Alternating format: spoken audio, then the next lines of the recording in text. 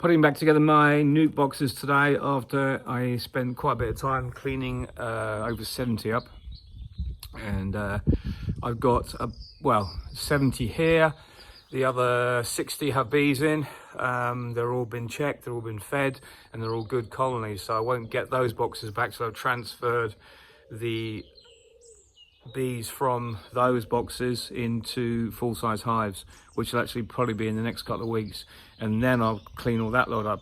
But I've got a load of queens to use up in the spring, and maybe a few more coming. I might be able to get hold of some more, because at the end of the day I've got boxes I want to fill. And as much as I bang on about making your own queens from your own stock, if you can get hold of some queens to fill boxes earlier in the year, go for it, because those queens are going to give you that boost, and they're going to give you more bees for later in the summer, and they'll give me more honey crops. And I can't really raise good queens until usually the 1st to 2nd week of May, and by then I need to be doing splits well before that. And by then, if my queens are just in the growing process, they won't be ready to go into nukes until end of May, June. So you see the kind of dilemma you have as a beekeeper is that you've got to be realistic. And if you want to have some extra queens, it's a really good idea just to buy some from a reputable supplier if you can. So what I'm doing is I'm buying a few extra mated queens. And then as I do that, I'll finish all my rounds, finish my splits. Those colonies will get away really quick, and they'll give me summer honey, and they'll grow between the end of the spring flow and then the start of the summer. They won't be huge colonies, but they might give me a super honey, and then they'll give me a split at the end of the summer. So I'm increasing my capacity. I've got, I think, 60, 70 hives have been sitting in my shed for the last year, because I had all those winter losses last year. I recovered last summer, and now I've got lots of bees to make splits from, but it really takes you a couple of years to get going again after having a problem like I had. But I'm not the only one. Other people I've heard this season have lost a huge amount of bees as well. And I was speaking to someone last night, and they're telling me that a friend of theirs told them that they've lost, I think, all their 32 colonies in one area south of here. So some have got winter losses, some haven't, and it's all about trying different things and keeping that dynamic going to make sure that you don't fall down that rabbit hole again, because once you fall down a rabbit hole, it's a bumpy ride till you hit rock bottom, and then you've got to build yourself up again, and I don't want to have to do that again. So I'm getting these nuke boxes ready. That we're all clean now, and they don't look particularly brilliant, but they are clean. They're sterilized as much as I can get. A couple of them have had the bottoms, the inside of the grill came loose over the last few years, and last summer I had a problem where I was making up nukes, and I got bees coming out at odd times, and I realized that a lot of these, well, not a lot, maybe 15 out of my 100 odd so nukes were loose. So I've taken them out, scraped them down, and I'm just screwing them back in. So that's that little thing sorted out. And what I'm doing is I'm using up these old frames I had from before, for example, that I saved from previous, when I'd emptied the nukes out. These are all okay. And then when I've used these up, I'll go and get some brand new frames out the store. But it's all about using the resources, because obviously I prefer to put, when I make that spring split, I would prefer to put in my drawn foundation to give the bees less work to do, but it's obviously not always possible. And any frames that are just got pollen in or going that are a bit dark, in other words, they're 2 or 3 years old, I tend to melt them down. It does keep on top of your hygiene regimes. So for example, here I'm making up this nuke. Let's just give you some idea. We're making nukes for spring splits here. So I've got partitions. This is what we do, a standard partition. It's just a foam filled frame, a Dadant frame, Dadant 6 frame hives, poly hives that I'm using. We paint these up to stop the bees chewing them. That goes in, but the rest is going to be foundation or drawn comb. So I've got 2 frames of foundation. It will go in, and then I'll use a couple of drawn comb if I've got them in each one. 2 drawn comb. Not the cleanest, but it's okay. It's drawn comb. They'll rebuild that, clean it out. That's a nuke made up, ready to go. The problem is, as you know, in the spring we have no time. So those are the first 20 or so I've just made up over there.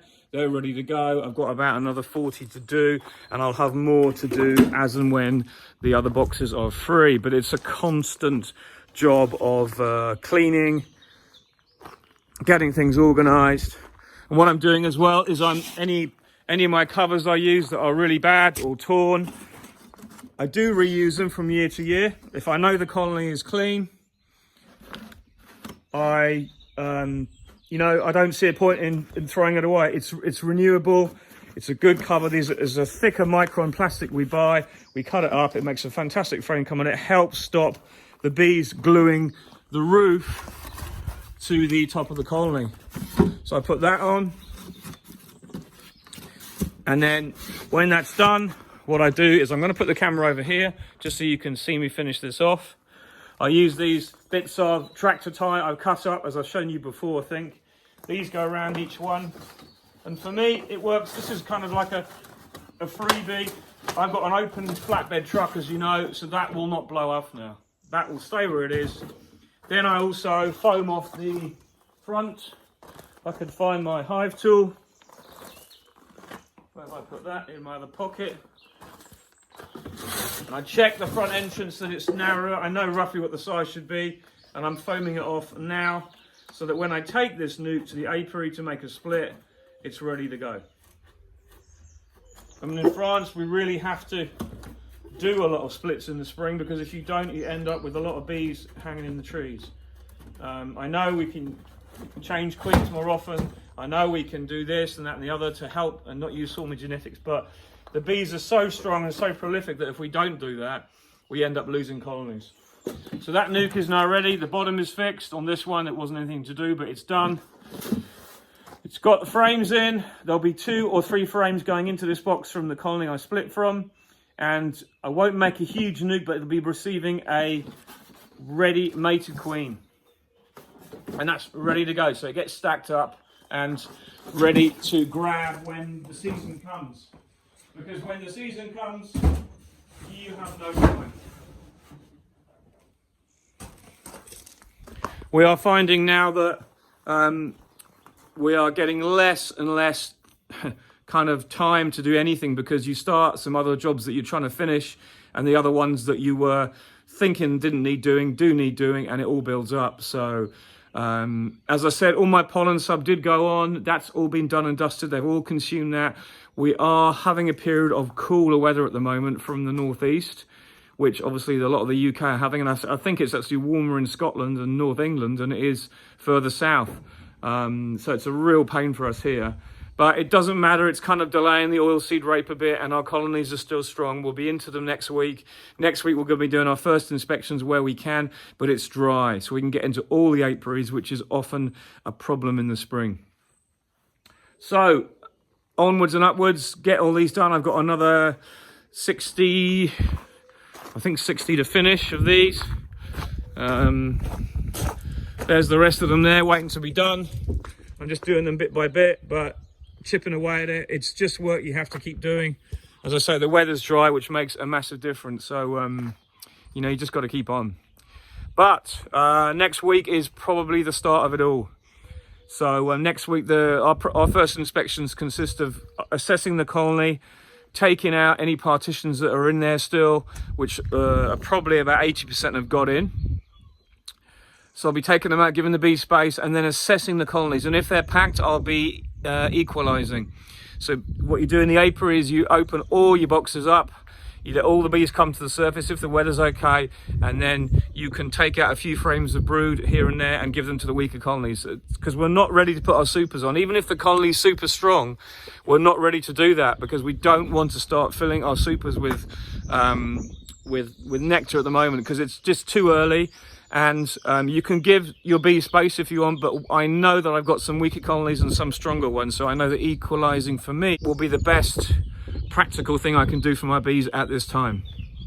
And it's really easy to do, and it's satisfying, because you know that nothing is too strong and nothing is too weak, and you get to assess everything, and I like that.